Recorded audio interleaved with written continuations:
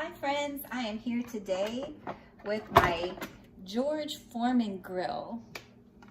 I wanted to walk through with you the features, how to use it, and then we are going to see this in action. I'm going to grill us some burgers. So first, just a little bit about this product is inside here. It has 2 grill plates, and those do easily eject for cleaning. Just push the buttons there on the side, and they lift out. And you can see the heating element there.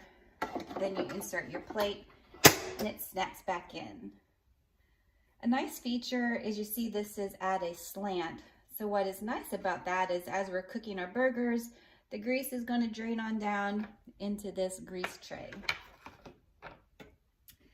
And what's a little unique about the lid is it's on a hinge. So there is a lot of motion with this. So say you wanted to make a toasty sandwich, this lid will work really nicely to conforming to the sandwich and having contact with the bread. So to operate it and turn it on, we're just going to plug it in. And then you notice the red indicator light comes on. We're just going to wait now for the green indicator light to come on. That's going to let us know that it has reached the temperature for cooking.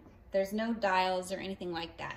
The green indicator light is on, so we can place our burgers.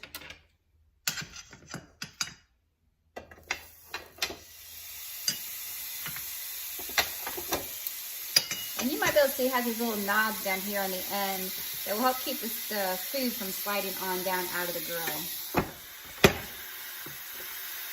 Let's let it cook. All right, our burgers are done. They cooked relatively fast, especially since it's cooking on the top and the bottom at the same time, so that does reduce the cooking time. And then look at that, all that unhealthy grease has dripped on down into that tray. Hope this helps, friends.